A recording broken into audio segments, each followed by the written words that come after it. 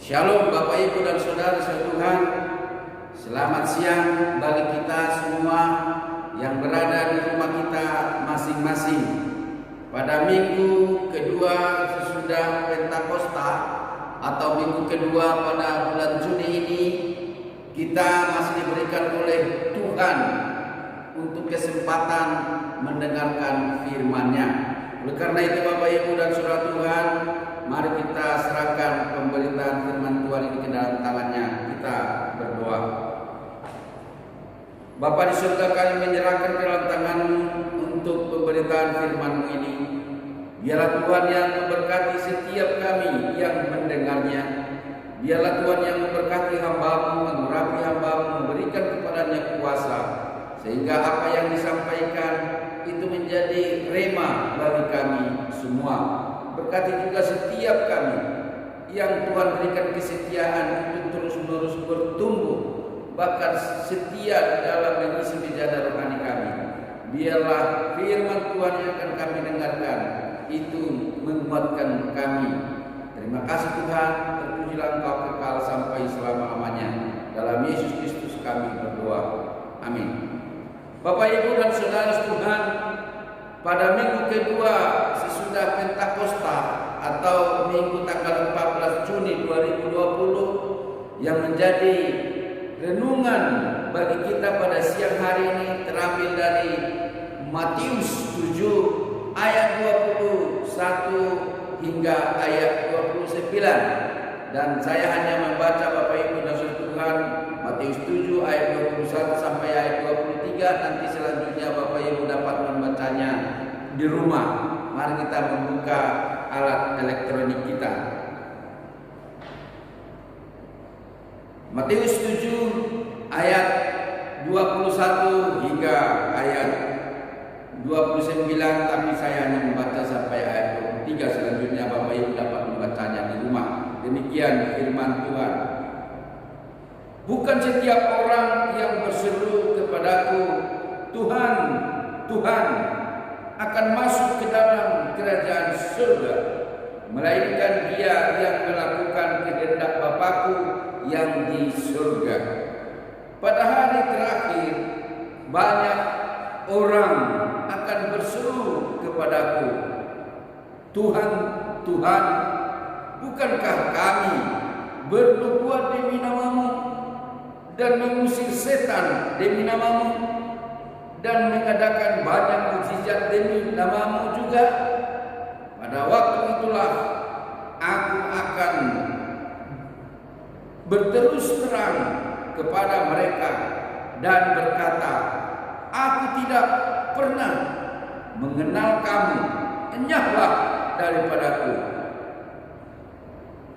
Sekalipun pembuat kejahatan. Sampai sejauh itu pembacaan firman Tuhan. Yang berbahagia adalah kita yang mendengarkan firman Tuhan serta melakukannya dalam kehidupan kita sehari-hari.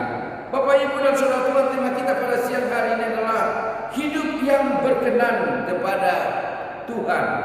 Hidup yang berkenan kepada Tuhan. Dalam perikop ini Bapak Ibu dan Saudara Tuhan, kita akan melihat bagaimana Yesus dengan tegas mengatakan ketika mau mengharapkan kerajaan surga harus melakukan kehendak Bapa di surga, dan dalam mengikuti Dia harus mau melakukan hal yang baik. Iman tanpa perbuatan hakikatnya mati. Itu terdapat dalam Yakobus 2 ayat yang ke-17.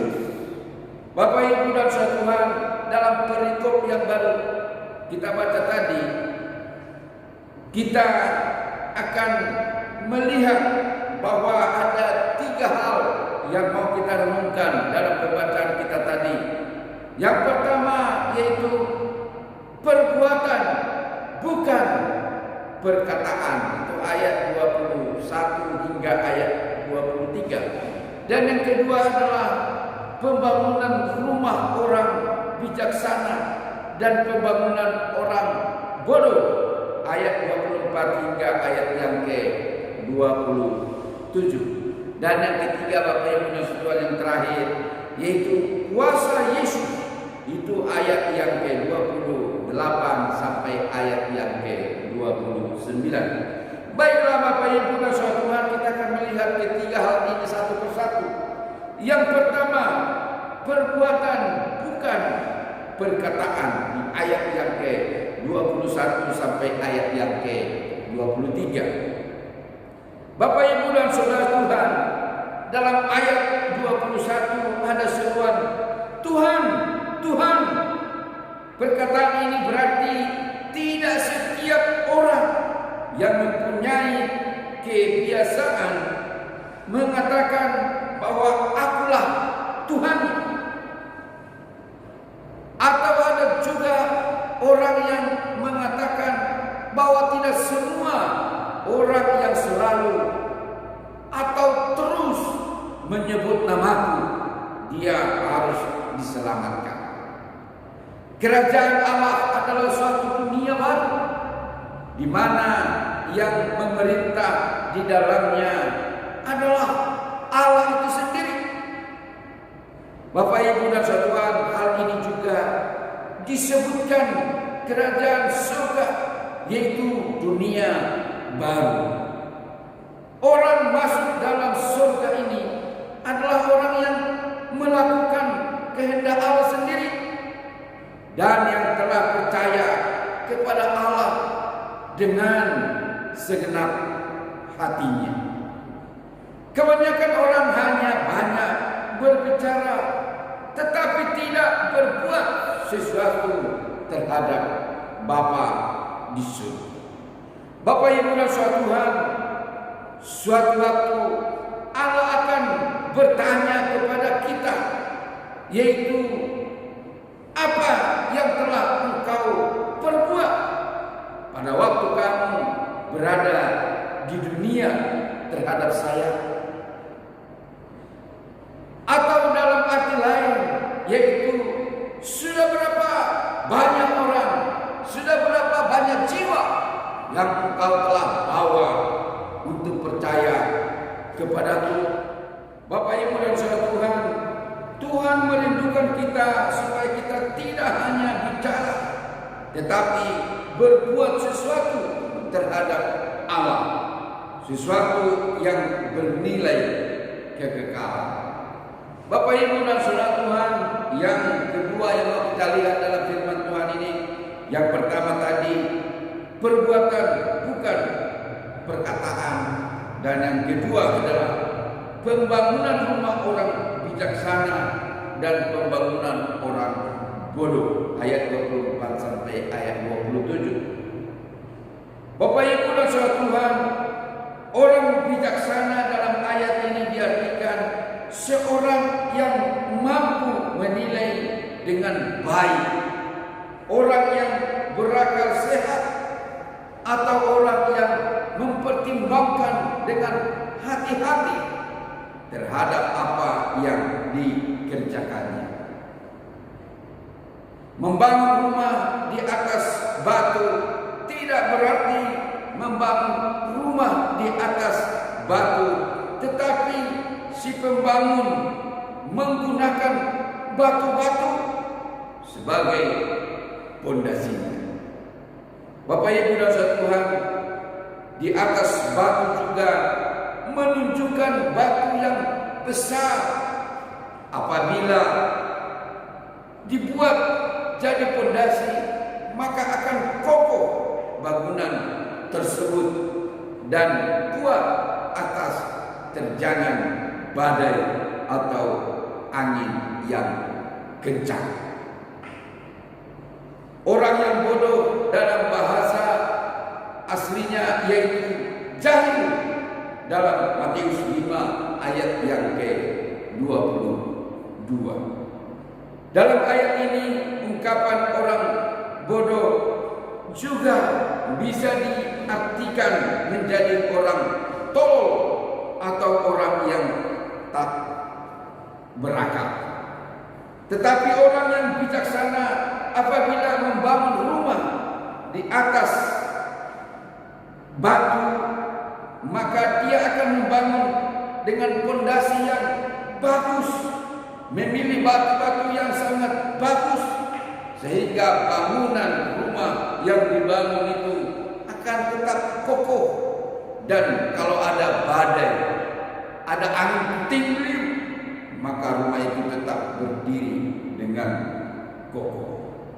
Bapak Ibu dan saudara Tuhan, biarlah kita menjadi orang yang bijaksana, orang yang membangun rumah di atas fondasi yang kokoh, sehingga ketika ada badai atau angin puting beliung, rumah itu tetap berdiri dengan kokoh. Bapak Ibu dan saudara Tuhan, yang ketiga yang mau kita lihat dalam firman Tuhan ini, yang pertama tadi perbuatan bukan perkataan, yang kedua pembangunan rumah orang bijaksana dan pembangunan orang bodoh, dan yang ketiga adalah kuasa Yesus. Itu di ayat yang ke-28 sampai ayat yang ke-29.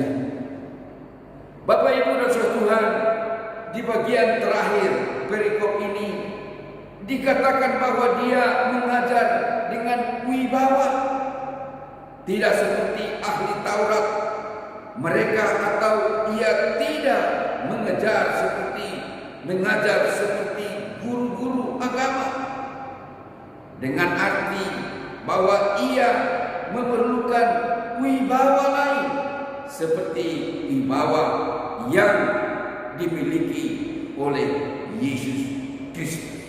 Bapak Ibu dan saudara Tuhan, dari mana wibawa yang dimiliki oleh Yesus Kristus? Itu datangnya adalah dari Allah sendiri. Wibawanya berasal dari Allah sendiri, dan itulah sebabnya ketika Yesus mengajar, semua orang dapat mendengarkan dengan penuh perhatian. Bahkan mereka takjub semua mendengarkan pengajaran Yesus itu. Setiap kita hendaknya mempunyai kuasa daripada Roh Kudus, sehingga perkataan yang kita ungkapkan benar-benar menggugah hati dan pikiran para pendengar. Dan akhirnya mereka takjub oleh karena kuasa Roh Kudus yang bekerja dalam diri mereka. Bapak Ibu dan saudara Tuhan, apa yang menjadi perenungan atau aplikasi dari firman Tuhan yang baru saja kita dengarkan, yaitu sebagai anak-anak Allah, marilah kita memiliki hidup yang berkenan kepada Allah dengan melakukan kehendaknya dengan penuh hikmat dan bijaksana, sehingga ketika kita ada kesempatan untuk membangun rumah, kita membangun rumah itu di atas batu sebagai fondasi yang kokoh, sehingga ketika ada angin tofan, rumah itu tidak akan roboh, dia akan berdiri tetap tegak.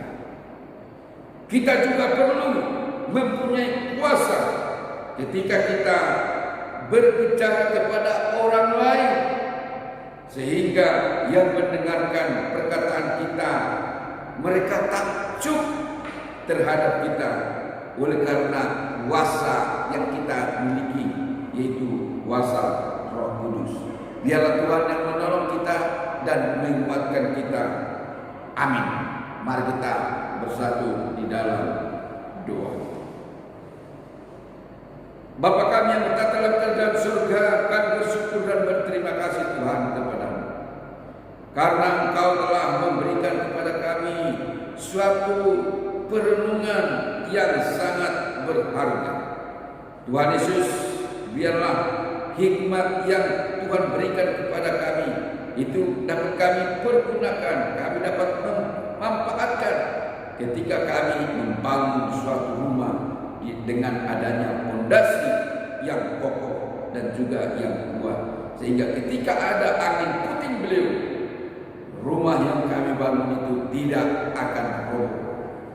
Bapa di surga, kami berdoa Tuhan dalam tangan-Mu, di mana persoalan badai yang kami hadapi pada saat ini, yaitu virus corona. Tuhan, berikan kepada kami hikmat dan bijaksana. Berikan kepada kami disiplin, sehingga melalui disiplin itu kami dapat mengalahkan, merobohkan virus corona, sehingga kami dapat tetap sehat walafiat. Berkatilah setiap kami, berkati seluruh umat-Mu. Terpujilah Engkau kekal sampai selama-lamanya. Dalam Yesus kami berdoa. Amin.